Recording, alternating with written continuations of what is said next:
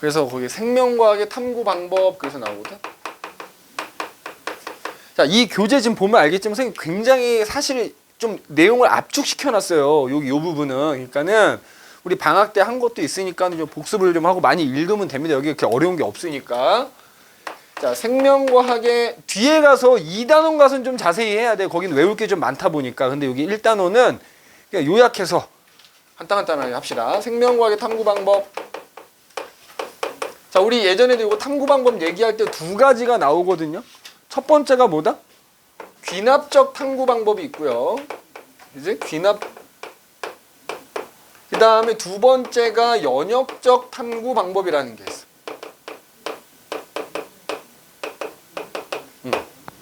자, 그런데 생명과학에서 주로 사용하는 방법은 뭐라 그랬지? 연역적. 그지? 연역적. 그럼 귀납적 탐구 방법은 뭐냐? 거기 보면 이제 연역적이 먼저 나오고 그다음 귀납적이 나오는데, 자, 그러니까 내가 그때도 얘기했을까? 내가 뭔가 이렇게 실험으로 재현을 하기가 어려운 현상들이 있지. 그런 뭐 자연 현상들, 그지? 그런 것들을 그냥 관찰을 해갖고 그 관찰한 그 결과를 토대로 어떤 규칙성을 찾아내는 게 귀납적 탐구 방법이야. 쉽게 얘기하면 졸라 관찰만 하면 돼. 관찰해가지고 그 관찰한 결과를 분석해가지고 그 분석 결과로부터 어떤 일반적인 어떤 규칙, 법칙을 이끌어내는 게 귀납적 탐구 방법이다. 그래서 거기 보면은 그 아래쪽에 보면 그 순서 나와 있지. 여러 가지 관찰 결과와 많은 자료를 수집 종합해서 일반적인 원리나 법칙을 도출해내는 방법이다. 그지? 쉽게 얘기하면 겁나게 관찰해라.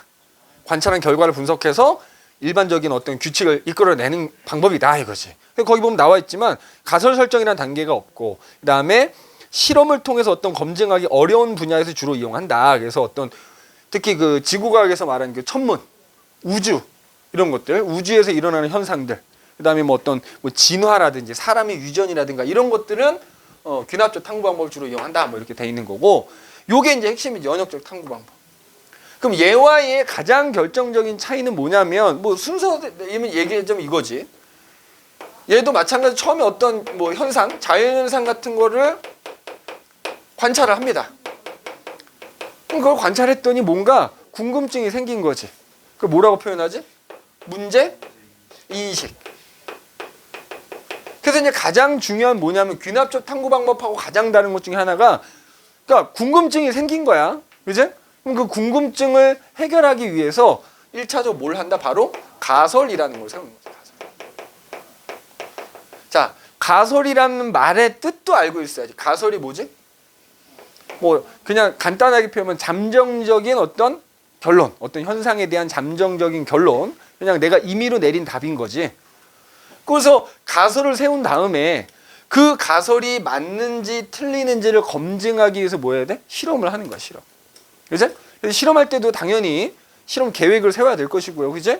관련 이론도 검토를 해야 될 거고, 실험은 어떤 순서로 할 거고, 어떤 기구를 이용할 거고, 그죠? 여러 가지 계획을 세운 다음에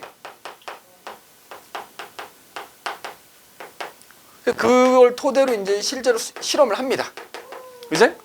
자, 그러면 그 실험을 하면 어쨌든 그 실험의 결과가 있을 거 아니에요. 그죠? 자, 결과를 분석해. 결과를 분석해서 결론을 내릴 거 아니니? 결론 도출. 그럼 그 결론을 내가 처음에 내린 잠정적인 결론인 가설하고 얘를 비교를 해보는 거야. 비교를 했을 때 내가 세운 가설하고 일치하는 결론이 나왔다라고 하면은 그걸 이제 검증받아.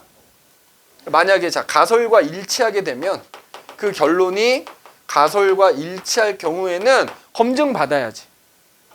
그러니까 검증받는다는 게 예를 들어 내가 이런 실험을 해서 이런 결과가 나왔어. 상현이 너도 해보는 거지.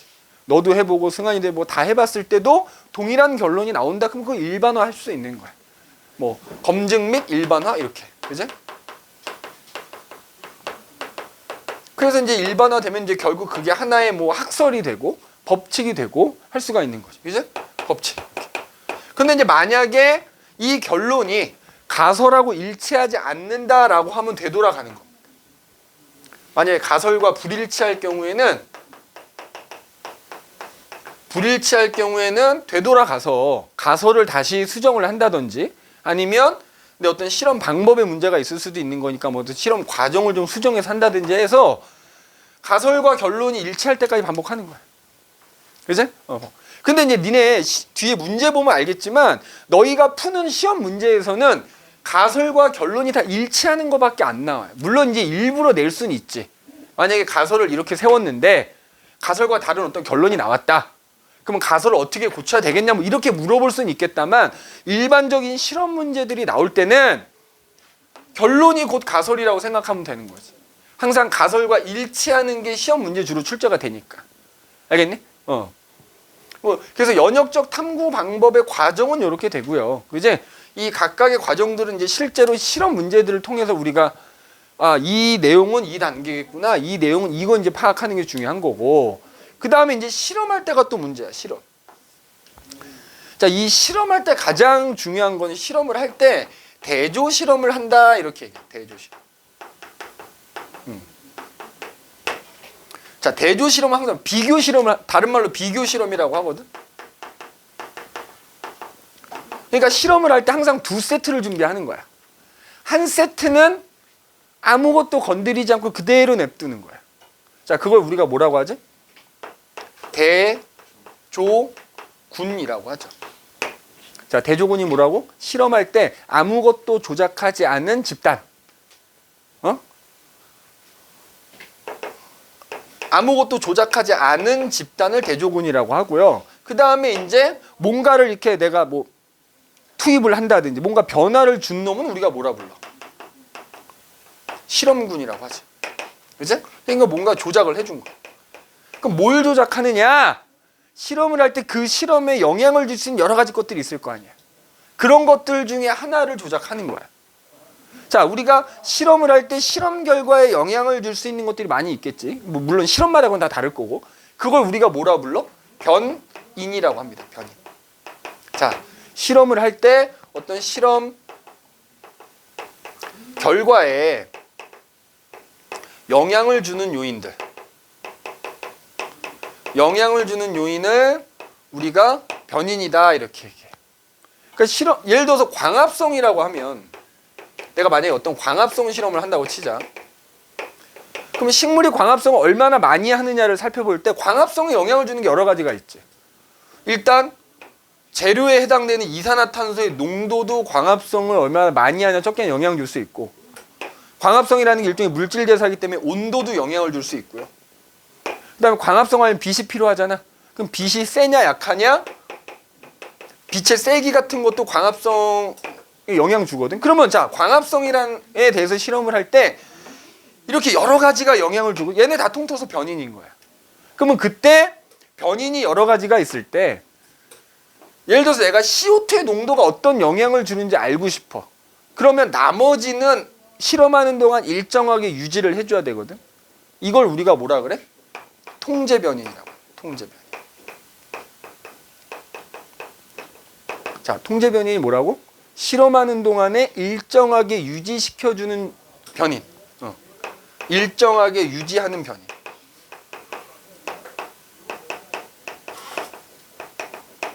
변인을 통제 변인. 그 다음에 봐봐. 그러면 예를 들어서 내가 얘에 대해서 얘가 광합성에 미치는 영향을 알고 싶으면 얘네 둘을 일정하게 유지시키겠지? 그럼 이 실험에서는 얘네 둘이 통제 변인이 되는 거고, 내가 뭔가를 그러면 CO2의 농도를 뭐 높여보기도 하고 낮춰보기도 할 거 아니야? 뭔가 조작해주는 변인은 이제 조작 변인이라고 하는 거야. 조작 변인. 조작 변인. 그래서 실험하는 동안 말 그대로 조작해주는, 그 값을 막 바꿔주는, 조작해주는 변인이 조작 변인이다. 그러면 통제 변인하고 조작 변인은 어때? 내 마음대로 할 수 있지 않냐? 예를 들어서 CO2 농도가 어떤 영향을 주는지 알고 싶으면 얘네들을 일정하게 유지하고 얘만 다르게 할 거고, 반대로 온도가 어떤 영향을 주는지 알고 싶으면 요 둘은 일정하게 유지하고 얘만 좀 다르게 하겠지. 그래서 통제 변인과 조작 변인은 그때그때 달라질 거야. 그치? 독립 변인이라 불러. 독립 변인. 독립적으로 내가 조작을 하거나 통제를 하거나 할 수 있단 말이야. 그럼 어쨌든 뭐 CO2 농도가 어떤 영향을 주는지 알고 싶어서 얘네들 이제 일정하게 한 다음에 농도만 다르게 해서 실험을 했어. 그럼 그거에 따른 결과가 있을 거 아니야. 그 결과에 해당되는 걸 뭐라 그래? 종속 변인이라 그래. 자, 말 그대로 종속돼 있다는 거, 독립적이지 않은 거지. 내가 어떤 조작 변인을 조작해 주느냐에 따라서 달라지는 결과가 뭐야? 종속 변인이라고 보면 돼. 그래서 종속 변인은 그 실험을 할 때 조작 변인에 따라서 달라지는 결과 뭐 이렇게 보면 돼. 조작 변인에 따라서 달라지는 변인을 종속. 일종의 결과다 이렇게 보면 돼. 결과. 일종의 결과라고 생각하면 돼. 근데 결과는 얘에 의해서 달라지겠지. 내가 얘를 어떻게 조작해 주느냐, 누구를 조작했느냐에 따라서 달라지겠지. 종속돼 있다. 독립적이지 못한 거야. 그래서 실험군은 바로 이런 변인들을 내가 조작해 가면서 하는 집단이 실험군인 거고, 아무것도 건드리지 않고 그냥 다 일정하게 혹은 그대로 냅둔 놈은 대조군이라고 하는 거지. 그래서 뒤에 문제들 보면 다 실험 문제야. 실험 문제에서 항상 제일 중요한 게 가설이 뭘까? 그다음에 이 실험에서는 뭐가 대조군이고 뭐가 실험군일까? 그럼 실험군에서는 내가 뭐를 조작해 줬을까? 이거를 찾아내는 게 이 단원의 핵심인 겁니다. 나머지는 어려운 게 없어. 오히려 실험 문제이기 때문에 어려운 거야. 이 내용 자체는 어려운 게 없는데. 그죠? 그러면은 다 했거든? 자, 그럼 뒤에 가가지고 예를 들어서 몇 개 한번 해볼게. 뭐 생명현상의, 자, 뒤에 보면은 개념 확인 문제 1번부터 42번까지가 이제 생명현상 특성에 관한 문제고요. 지금 얘기했던 생명과학의 탐구 방법이 이제 43번까지 나와 있고, 43번부터거든. 자, 그럼 이 생명과학의 탐구 방법은 있잖아. 니네 배경 지식이 사실 많은 게 좋아. 그러니까 딱 니네가 처음 보는 실험이잖아. 그럼 이 실험에서 이거 배경 지식이 풍부하면 딱 보자마자 어떤 게 조작 변인이겠구나, 어떤 게 종속 변인 찾기가 좀 쉽지. 그래서 문제를 많이 풀어야 됩니다. 자, 1차적으로 숙제를 내주자면 1번부터 42번까지 당연히 숙제입니다. 알겠니? 당연히 숙제예요. 자, 그럼 그 생명과학 탐구 방법에서 선생님이 잘 나오는 문제 하나 표시하자면, 예를 들어 48번의 천인조 발표해봐. 천인조. 그 다음에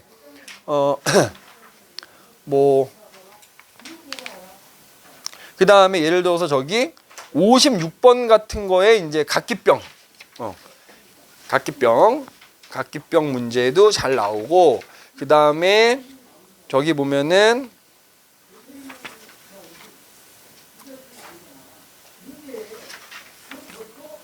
되게 많은데, 저기 뭐 82번에 보면은 플레밍이 페니실린 발견한 거, 뭐 이런 거 페니실린 실험도 있고, 그죠? 그 다음에 저기 92번에 가면 탄저병에 대한 얘기도 좀 있고, 그죠? 그 다음에 93번에 레디의 실험도 대표적이고. 첫 번째 그 48번 천인조. 자, 그럼 천인조 48번 한번 봐볼까? 자, 영희가 천인조를 대상으로 실제로 영희가 한 건 아니지, 이제 이거 앤더슨이라는 사람이 한 실험인단 말이야, 그죠? 일단 볼게. 자, 천인조를 대상으로 실시한 탐구 과정이다 그래가지고 풀지 말고 들어. 수컷 천인조의 꼬리가 번식기에 길게 자라는 걸 보고, 그럼 2단계야, 2단계. 수컷 천인조의 꼬리가 번식기에 길게 자라더라, 이걸 봤어, 그죠? 본 다음에 그 이유가 궁금했다? 문제인식 단계야. 그래서 나에 보면은, 자, 암컷 천인조들은 배우자로 꼬리가 짧은 수컷보다 긴 수컷, 그러니까 보통 암컷들이 수컷을 선택하는데, 그러니까 영희는 그렇게 생각한 거야. 암컷들이 꼬리가 짧은 수컷보다는 꼬리가 긴 수컷을 더 많이 선택할 것이다. 보통 니네 가설 설정 단계는 뭐뭐할 것이다라는 말 나오죠, 그죠? 뭐뭐일 것이다, 혹은 뭐뭐라고 생각했다, 이런 말 하면 그게 가설인 거지. 그러니까 지금 거기서 나는 가설 단계에 해당되는 거야, 가설, 그지? 그 다음에 그래서 다는 이제 이 실험을 하는 거지. 실험을 하는데 지금 어떻게 실험을 한 거냐면, 자, 집단을 3개의 집단으로 나눈 다음에 다른 조건은 동일하게 하고, 자, 그럼 봐봐. 지금 A 집단 어떻게 했냐면은 그대로 뒀대, 그지? 천인조. 그 다음에 B 집단은 뭐가 되는 거지? 꼬리를 잘라버렸대. 자, 여기서 꼬리를 그냥 자른다라고만 나와 있다만 꼬리를 잘랐다는 얘기, 꼬리의 길이가 짧아졌다는 얘기지? 맞아? 그 다음에 B 집단에서, 자, C 집단에는 여기서 잘라낸 꼬리를 덧붙여 준 거야. 꼬리를 덧붙여가지고 덧붙여서 더 길게 만들었어. 자, 그러면 이 실험에서 해봐. A, B, C 세 개 집단으로 나눴잖아. 그러면 대조 실험이기 때문에 항상 대조군이 있고 실험군이 있다 그랬지? 그럼 여기서 대조군은 뭐가 되겠어? 그대로 둔 놈. A가 뭐가 되는 거야? 대조군이 되는 거지. 자, 그러면 야, B, C는 뭐가 되는 거야? 실험군인 거야, 실험. 자, 그 다음에 대조군하고 실험군을 비교했을 때 다른 거 있지? 그게 조작 변인이야. 그럼 뭐가 다르지? 꼬리 길이가 다르지. 그럼 이 실험에서는 꼬리의 길이가 뭐가 되는 거야? 조작 변인이 되겠지. 그지? 자, 그 다음에 통제 변인은 그럼 뭐겠어? 자, 거기 문제에 보면은 다른 조건은 동일하겠다라고 하니까 뭐 예를 들자면 뭐가 있겠냐? 야, 꼬리 길이가 어떤 영향을 주는지 살펴보는 거. 그러니까 암컷한테 선택을 많이 받는지 적게 받는지 살펴보는 거니까. 예를 들어서 수컷들의 건강 상태 어때야 돼? 같아야지. 생각해봐. 예를 들어서 얘가 꼬리가 짧아. 근데 이 새끼가 비실비실하면 나중에서 얘가 선택을 못 받았다라고 하면 얘가 꼬리가 짧아서 선택을 못 받은 건지 비실비실해서 선택을 알 수가 없는 거잖아. 그치? 그러니까 뭐 예를 들어서 그런 수컷 천인조들의 건강 상태라든지 뭐 아니면 그 외에 뭐 내가 어떤 실험실에서 하는 거나 뭐 사육 환경이라든지 이런 거는 다 동일해야 되겠지. 맞아? 이건 이제 통제 변인이 되는 거야. 그 다음에 그래서 마지막에 보면은 라에 보면 암컷 천인조들이 어떤 수컷을 더 많이 선택하는지 관찰해서 그 결과를 그래프로 나타내 봤더니 봐봐. A 집단은 한 이만큼 선택받았다고 치면 B 집단은 한 이렇게 이만큼 선택받고 지금 C는 이만큼 선택받은 거지? 그럼 결국에는 C가 가장 선택을 많이 받았네? 결과가 나왔잖아. 지금 이게 이제 결과 분석하는 거야. 그러면 어떤 결론을 낼 수 있어? 꼬리가 길수록 암컷의 선택을 많이 받는구나라는 결론을 내리겠지? 그럼 아까 가설이 뭐였지?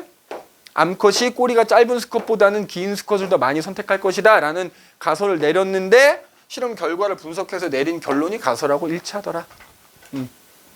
자, 그럼 여기서 종속 변이는 뭐가 되는 거야? 자, 선생님이 종속 변이는 뭐를 조작해 주느냐에 따라서 달라지는 결과라 그랬지? 그럼 여기서 종속 변이는 뭐겠어? 암컷에게 선택받은 비율. 맞지? 얘는 적고 얘는 많이 선택받았잖아. 그 암컷에게 선택받은 비율이 이 실험에서 종속 변인이라고 할 수 있는 것이. 그죠? 암컷에게 선택받은 비율. 자, 그럼 문제를 한번 봐보자고. 그리고 나서 문제 보면 그냥 답이 보이는 거지. 자, 1 기억. A는 대조군이다. 맞지? 자, 나는 가설 설정 맞니? 선택할 것이라고 생각했다. 맞지? 디귿은 어때? 자, 무적 귀납적 나오면 뭐 틀린 거지, 그지?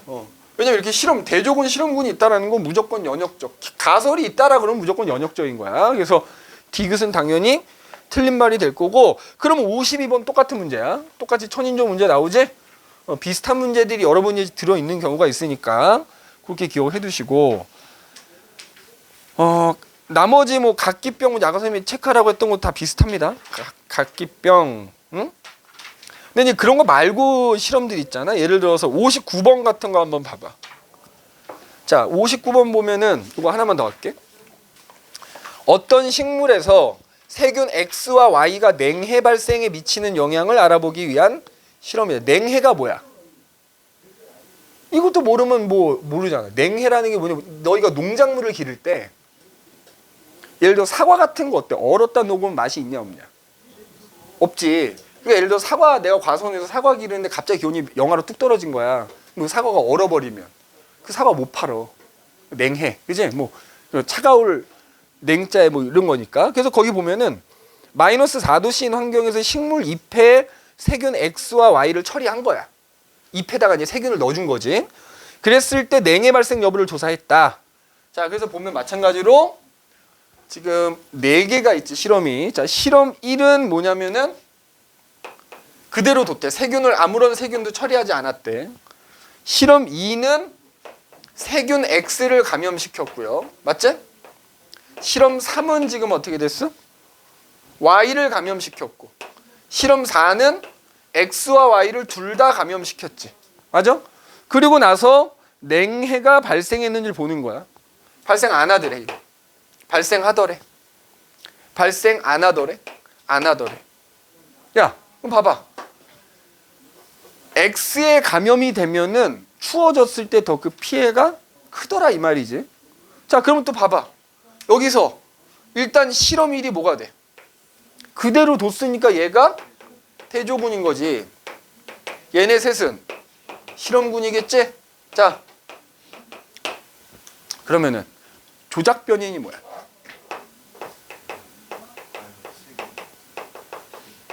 세균이 뭐 X가 됐고 Y 감염이 됐냐? 안 됐냐겠지, 그지? 세균 아니면 이렇게 써도 돼. 감염된 세균의 종류, 그죠? 또는 여부, 요게 이제 이 실험에서 조작 변인이 되겠지. 세균에 감염이 안 됐고 얘네들은 감염이 됐는데 얘는 X가 감염되고 얘는 Y가 감염되고 얘는 둘 다 감염됐으니까. 자, 그러면 이거 보고 이제 뭐 이제 통제 변이는 사실 굳이, 그지? 이 외에 세균이 감염됐냐 안 됐냐 여부 외에는 나머지 실험실의 환경은 어때? 예를 들자면 그 문제에 보면은 마이너스 4도씨인 환경이라고 했으니까 온도 당연히 어때야 돼? 다 마이너스 4도여야 되겠지? 그러면 온도는 대표적인 통제 변인이라고 할 수 있겠다. 그죠? 통제 변인 마이너스 4도, 온도. 그 외에 이제 여러 가지 실험실 환경들은 다 동일해야 된다. 그지? 자, 그러면 종속 변이는 뭐가 될까? 뭐가 달라? 냉해가 발생을 했냐, 안 했냐, 그지? 냉해 발생 여부가 되겠지. 냉해 발생 여부. 뭐 이런 식으로 될 수. 자, 그다음에 여기 봐봐. 그러면 지금 보면은 X에 감염이 됐을 때는 냉해가 발생을 한 거잖아. 그럼 X하고 Y가 같이 감염됐을 때 냉해가 발생을 안 됐어. 그럼 요 두 개를 보고 알 수 있는 건 뭐지? 그치? Y가 X 때문에 냉해가 발생하는 좀 뭐 억제한다라는 어떤 결론을 내릴 수 있겠지. 그치? 자, 이 실험에 대해서 옳은 것만 고르래. 실험 1은 대조군이다. 맞지? 자, 그 다음에 세균 처리 조건은? 얘지, 얘. 세균 처리 조건은? 조작 변인이 돼야지 통제 변인이 아니라. 그치? 그 다음에 디귿은 맞지? 냉해가 발생했냐 안 했냐 여부는 종속 변인에 해당이 되는 거고. 그 다음에 리을에서 물어보면, 그치? 이렇게 줬을 때는, 그치? 자, 세균 2와 4를 비교해 보면 어떻더라? 아, Y가 X의 활동을 어떤 억제함을 알 수 있다. 그지? 그러니까 Y에 의한 냉해 발생이 X에 의해서 억제되는 게 아니라 X에 의한 냉해 발생이 Y에 의해서 억제된다라는 거 알 수 있는 거지? 그래서 리을은 또 틀린 말이 되겠다.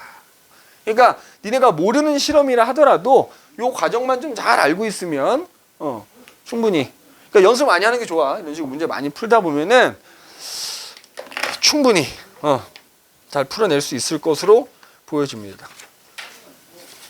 자, 사실은 93번까지 이제 93번까지 숙제 내주겠어.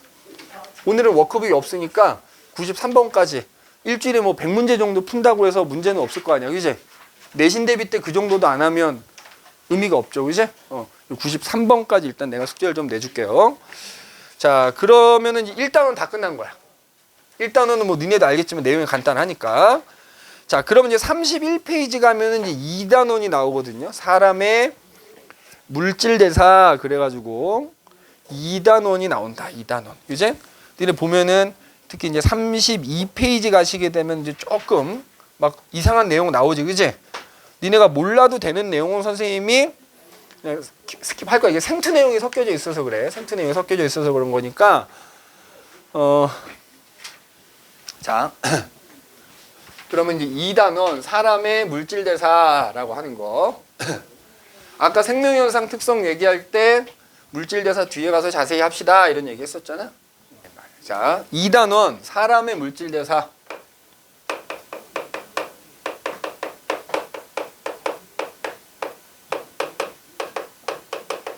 그래서 말 그대로 이제 물질 대사에 대해서 얘기하는 거야. 물질 대사. 그지? 물질 대사 앞에 뭐 생명현상의 특성 할 때도 좀 얘기를 했었다만, 자, 물질 대사라는 게 뭐라고? 체내에서 일어나는 체내 혹은 단세포 생물은 그냥 세포 하나가 몸일 거 아니에요? 체내 또는 세포 내에서 일어나는 모든 종류의 화학 반응이다.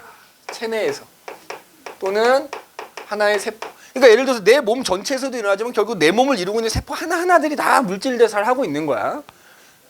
세포 내에서 일어나는 일종의 모든 종류의 화학 반응을 우리가 물질 대사다 이렇게 얘기해요.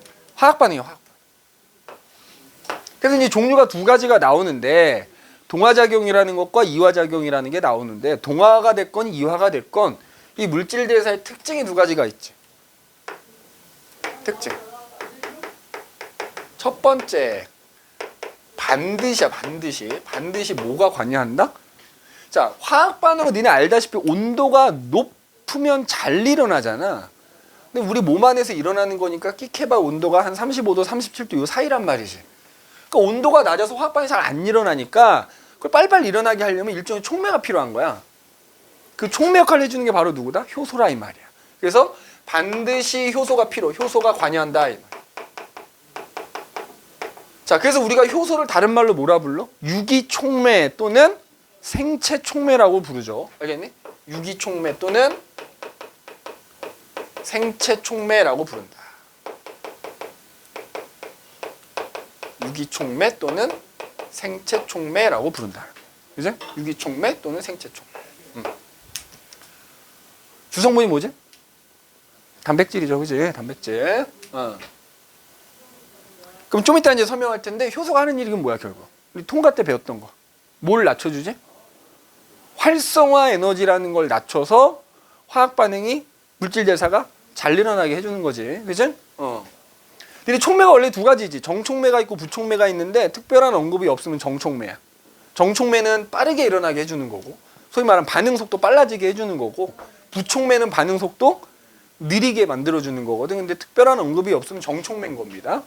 두 번째는 반드시 어떻다? 에너지가 출입한다는 거야. 에너지를 뭐 흡수할 수도 있고 방출할 수도 있다만 어쨌든 둘 중에 하나 에너지가 반드시 출입한다.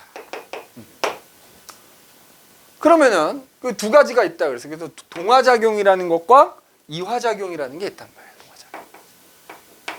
동화작용, 이화작용. 그지? 여기다 쓸까? 옆에다 쓸게. 자, 두 가지가 있다. 동화작용과 물질 대사의 종류. 이렇게.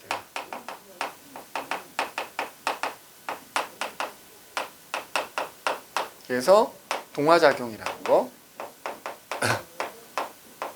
그 다음에 이화작용이라는 거. 이렇게 두 가지가 있지. 그지? 동화, 같을 동, 될 화니까, 그지? 합쳐진다는 의미거든? 그러니까 니네가 만약에, 합성이란 말이 직접적으로 언급이 된다든지, 아니면은 뭔가 이렇게 봤더니 합쳐지는 어떤 화학 반응이다 싶으면 그게 동화작용이야. 합성. 뭔가 합성. 반대로 이화는 뭐야?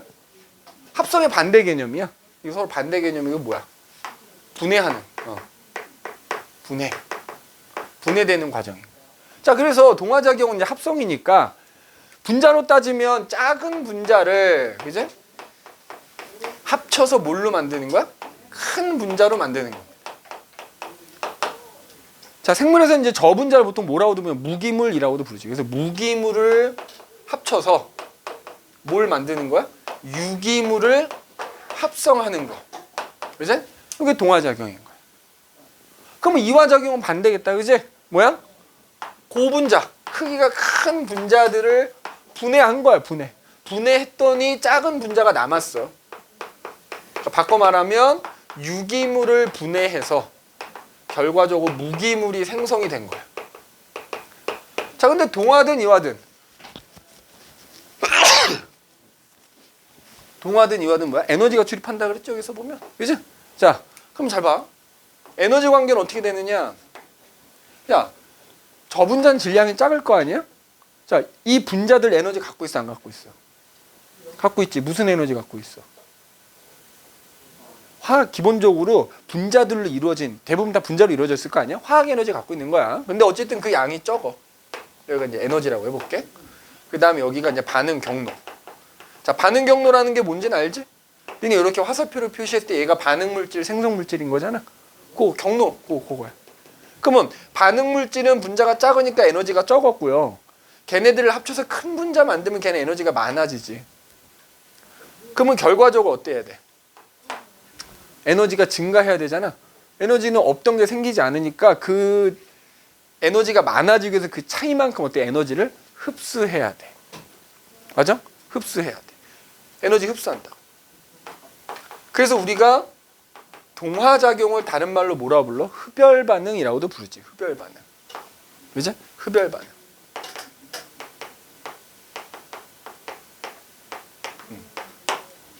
자, 이화작용은 반대일 거 아니야, 그러면.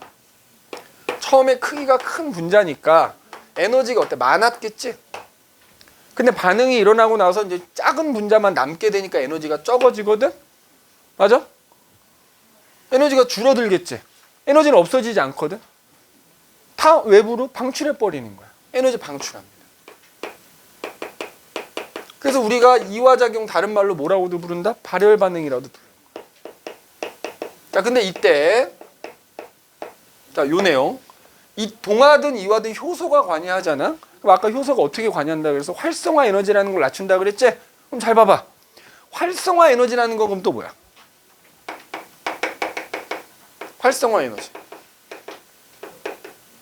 자, 활성화 에너지라는 건 그게 동화작용이든 이화작용, 일단 반응이 일어나려면 에너지를 흡수해야 되거든. 그 반응이 일어나기 위해서 필요한 최소한의 에너지를 우리가 뭐라 불러? 활성화 에너지라는 거야. 그게 동화작용이든 이화작용이든 화학반응이니까 화학반응이 일어나기 위해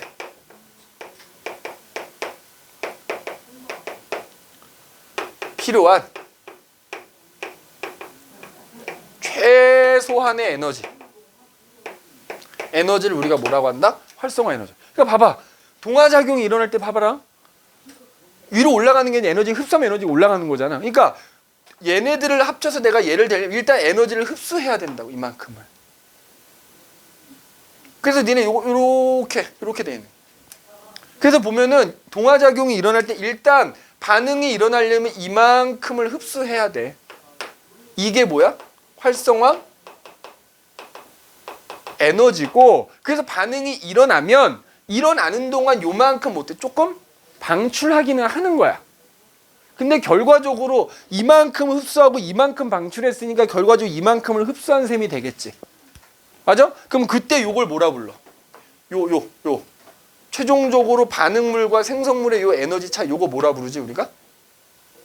요거 반응 열이라고 부르죠. 반응열. 맞아? 그 다음에 이화작용이 일어날 때도 마찬가지야. 야, 에너지 이만큼 갖고 있다 일단 반응을 해야 될 거 아니야. 반응하려면 에너지를 흡수해야 된다고. 에너지 흡수해서 반응이 일어나는 동안 결국 에너지 이만큼 방출하는 거야. 그러니까 이화작용이 일어날 때는 요만큼이 뭐가 되는 거야. 요게 활성화 에너지인 거죠. 활성화 에너지. 그러면 잘 봐. 이화작용이 일어날 때 일단 이만큼을 흡수했어. 반응이 일어나면 일어나는 동안 이만큼 방출하니까 결과적으로 요만큼 방출하는 셈이 되는 거죠. 요만큼. 그치? 그거 뭐라고 한다? 반응열이라고 한다. 그래서 동화작용이 일어날 때 효소가 관여하잖아. 이 활성화 에너지를 어때야 돼? 낮춰주는 거. 그러면은 효소가 없을 때에 비해서, 여기 효소가 있을 때지. 효소가 없을 때에 비해서 에너지가 줄어들지. 그러니까 조금만 흡수해도 반응이 일어날 수 있는 거야. 아까는 이만큼을 흡수해서 반응이 일어나는데 효소가 있으면 이만큼만 흡수해도 반응이 일어난다니까. 그러니까 반응이 더 잘 일어나는 거야. 이때도 마찬가지야. 이만큼을 흡수해야 되는데 효소가 없을 때는, 효소가 만약에 관여를 하게 되면은 활성화 에너지가 낮아지니까 조금 요만큼만 흡수해도 이제 반응이 일어날 수 있는 거지. 그래서 결과적으로 효소가 활성화 에너지를 낮춰준다. 그래서 동화작용이건 이화작용이건 반응이 더 잘 일어나, 반응 속도가 빨라지게 해준다 이렇게 얘기한다. 그러나 효소가 관여하더라도 뭐는 변하지 않는다? 반응열은 절대 변하는 거 아닙니다. 알겠니? 맞아? 반응열은 절대 변하는 거 아니야. 반응률 절대 변하지 않습니다. 아, 그 다음에 또 뭐 얘기하려는 게 있었는데 순간 까먹었네. 그리고 이 효소는 그 동화작용들 여러 가지가 있을 거 아니니 그 동화작용들마다 관여하는 효소의 종류는 다 다르지. 효소의 종류는 다 다르지만 어쨌든 결과적으로 이렇게 활성화 에너지를 낮춰주는 셈이 되는 겁니다. 그 다음에 이 얘기 하려고 그랬다. 봐. 그러면 자 상현아, 동화작용이 일어날 때 에너지는 방출되지 않는다. 맞아 틀려? 결과적으로는 이만큼을 흡수하는 거지만 아까 얘기했잖아. 일단 반응하려면 흡수해야 되는데 반응이 일어나는 동안 조금 방출하긴 하잖아. 그러니까 만약에 동화작용이 일어나는 동안 에너지가 방출되지 않는다 그러면 그건 틀린 말이지.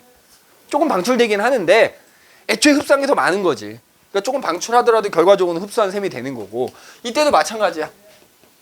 그럼 이때는 이화작용이 일어날 때 에너지 이제 방출된다라만 외우고 있으면 에너지 흡수되지 않는다 그러면 맞아 틀려? 틀리지. 활성화 에너지 일단 흡수해야 반응이 일어날 거 아니야. 그 활성화 에너지 흡수했는데 반응이 일어나는 동안 방출하는 게 더 많으니까 결과적으로 그냥 방출한다 이렇게 표현하는 것 뿐이야. 니네 학교 말장난 많이 하니까 이제 그런 것도 좀 구분을 해두시라는 얘기입니다. 알겠니? 구분을 좀 해두시라는 얘기. 자, 그러면 이제 대표적인 동화작용으로 뭐가 있을까? 합성이란 말 들어가는 가장 유명한 게 있죠. 광합성. 맞아? 광합성. 광합성. 그 다음에 또 뭐 있어? 예를 들자면 니네 그 통과에서 아미노산 결합시켜서 단백질 아미노산이라는 작은 분자들을 합쳐가지고 단백질이랑 큰 분자 만들어지는 거잖아. 우리 세포 안에서 끊임없이 단백질 만들어내잖아. 단백질 합성. 또 뭐 있을까? 예를 들어서 우리 방학 때 세포 분열 배웠잖아. 세포 분열 하기 전에 뭐 한다 그랬지? DNA 복제한다 그랬어. 그럼 DNA를 하나 더 만들려면 뉴클레오타이드라는 애들을 결합을 시켜서 DNA 만드는 거잖아. 그럼 뉴클레오타이드라는 작은 애들을 결합시켜서 DNA라고 하는 큰 분자 만드는 거 아니야? DNA 복제 또는 DNA 합성. DNA나 혹은 RNA라고 하는 핵산을 복제하거나 합성하는 거. 이것도 동화작용인 거야. 동화작용.